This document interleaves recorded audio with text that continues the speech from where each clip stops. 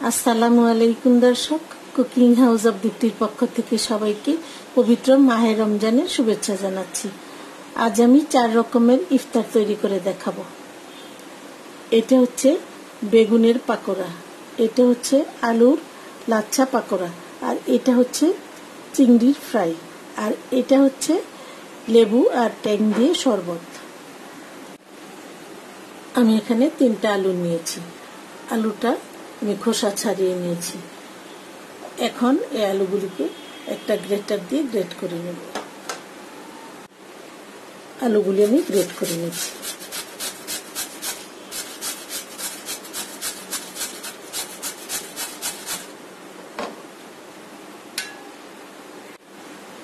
আলুটা আমি গ্রেট করে নিয়েছি।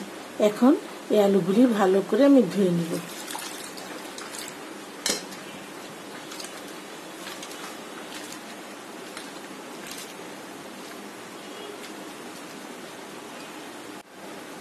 আলুটা আমি ভালো করে ধুয়ে নিয়েছি। এখন এইভাবে চেপে চেপে পানিটা ফেলে দিতে হবে। আলুর মধ্যে যেন কোনো পানি না থাকে, এরকম ঝরঝরা করে নিতে হবে।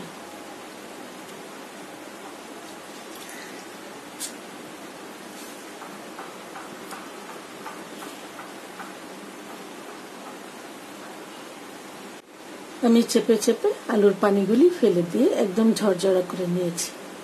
এখন এই আলুর মধ্যে দিয়ে দিচ্ছি পরিমাণ মতো লবণ,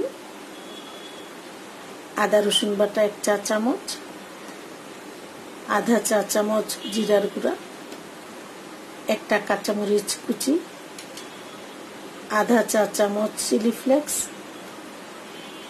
1 টেবিল চামচ ধনিয়া পাতা কুচি, 2 টেবিল চামচ কর্নফ্লাওয়ার। এখন হাত দিয়ে ভালো করে মেখে নিতে হবে। আমি আলুটাকে হাত দিয়ে মেখে নিয়েছি। এখন এরকম করে করে তেলের মধ্যে ছেড়ে দিব। চুলায় একটা প্যান বসিয়ে আমি তেল দিয়ে নিয়েছি। তেলটা গরম হয়ে গেছে। এখন আমি পাকোড়াগুলি এক এক করে তেলের মধ্যে ছেড়ে দিব।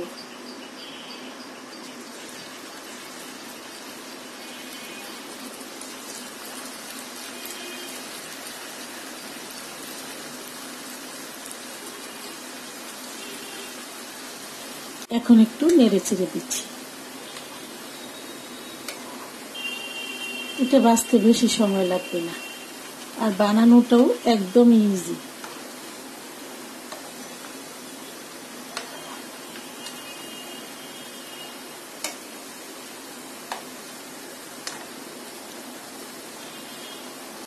পাকোড়াগুলি ভাজা হয়ে গেছে। তৈরি হয়ে গেছে আমার আলুর লাচ্ছা পাকোড়া।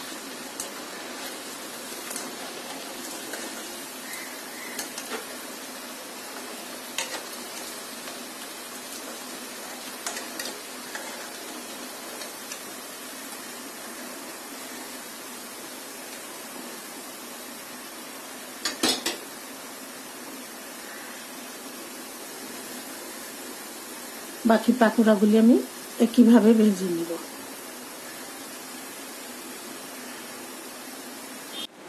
এখন তৈরি করব আমি চিংড়ির ফ্রাই। এখানে আমি 200 গ্রাম চিংড়ি নিয়েছি।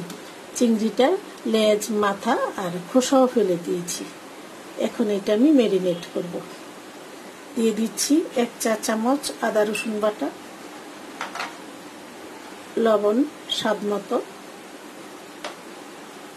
1 চা চামচ চিলি ফ্লেক্স, ঝালটা আপনারা আপনাদের পছন্দ মতো দিবেন, আধা চা চামচ লাল মরিচের গুঁড়া, আধা চা চামচ জিরার গুঁড়া, 1 চা চামচ সয়া সস, 1 টেবিল চামচ টমেটো সস, 1 টেবিল চামচ ধনিয়া পাতা ও পুদিনা পাতা কুচি, আর দিয়ে দিব 1টা ডিম।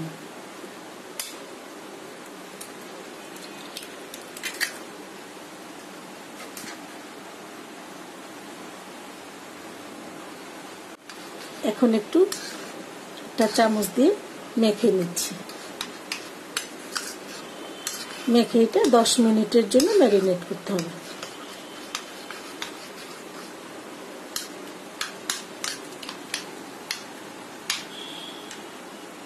চিংড়িটা কোট করার জন্য আমি একটা বাটিতে নিয়ে নিচ্ছি 2 টেবিল চামচ ময়দা, 2 টেবিল চামচ চালের গুঁড়া, 2 টেবিল চামচ ওটসটা হাত দিয়ে একটু গুঁড়া করে দিবেন।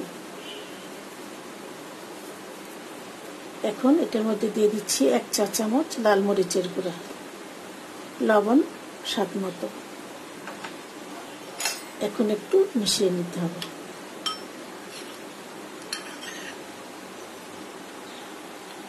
চিংড়িটা ম্যারিনেট হয়ে গেছে, আমি 10 মিনিটের জন্য ম্যারিনেট করে নিয়েছি। এখন এই চিংড়িগুলি আমি কোট করে নেব।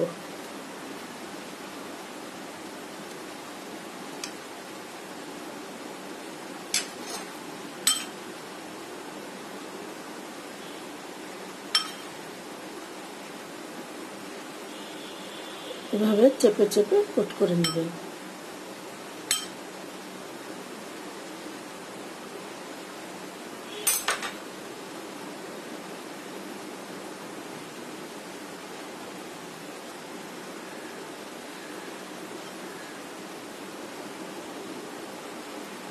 সবগুলি এভাবে কোট করে নিতে হবে। চিংড়িগুলি আমি কোট করে নিয়েছি। চুলায় একটা প্যান বসিয়ে তেল দিয়ে নিয়েছি, তেলটা গরম হয়ে গেছে। এখন আমি চিংড়িগুলি এক এক করে দিয়ে দিব।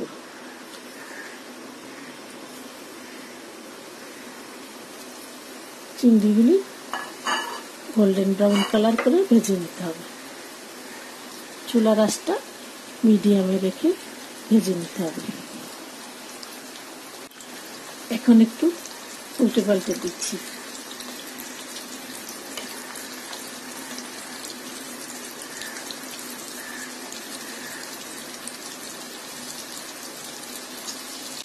ভাজা হয়ে গেছে।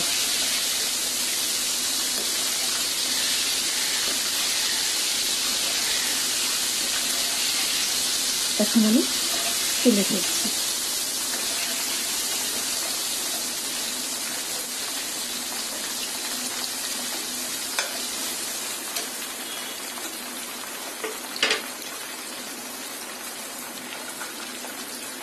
এরকম গোল্ডেন ব্রাউন কালার করে ভেজে নিতে হবে। তৈরি হয়ে গেছে আমার চিংড়ি মাছের ফ্রাই।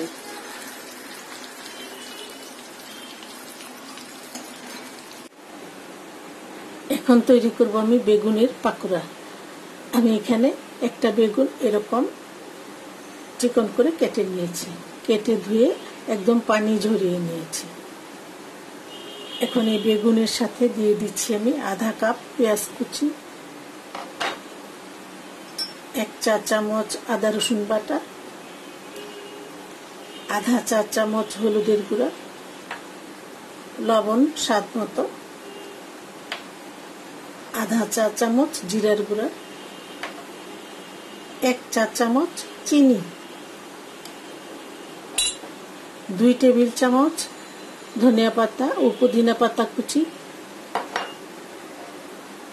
2টা কাঁচামরিচ কুচি, 3 টেবিল চামচ বেসন, 1 টেবিল চামচ চালের গুঁড়া। এখন অল্প একটু পানি দিয়ে এটা আমি হাত দিয়ে মেখে নিই। আমি অল্প একটু পানি দিয়ে মেখে নিচ্ছি।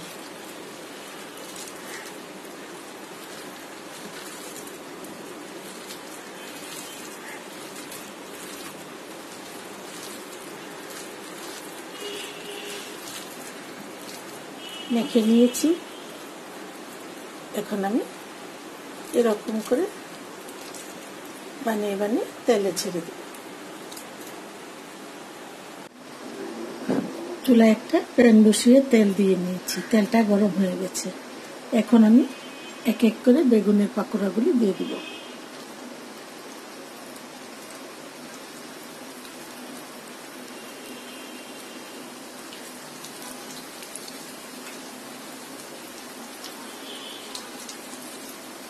এখন পাকোড়াগুলি একটু উল্টে দিতে হবে।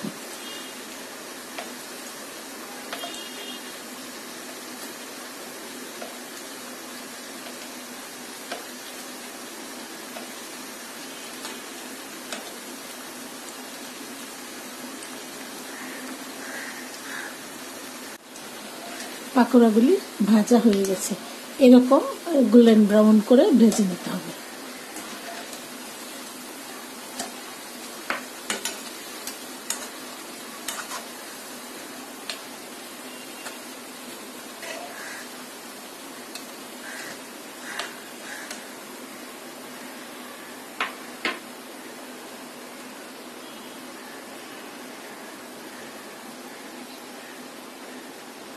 এখন তৈরি করব আমি লেবুর রস আর ট্যাং দিয়ে একটা শরবত।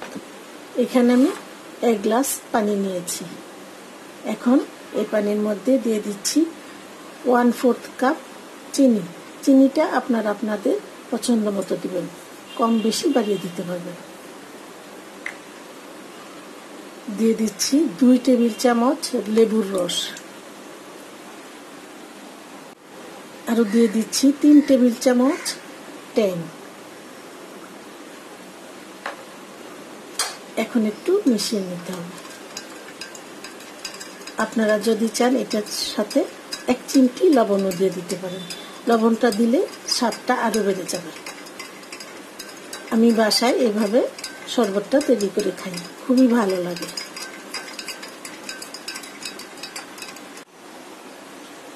আমি সবগুলি ইফতার তৈরি করে নিয়েছি। আশা করছি আমার এই 4 রকমের ইফতার রেসিপি আপনাদের খুবই ভালো লাগবে। সবাই অনেক অনেক ভালো থাকবেন, সুস্থ থাকবেন, আমার জন্য দোয়া করবেন। সবাইকে অসংখ্য ধন্যবাদ জানিয়ে আজ এখানেই শেষ করছি। আল্লাহ হাফেজ।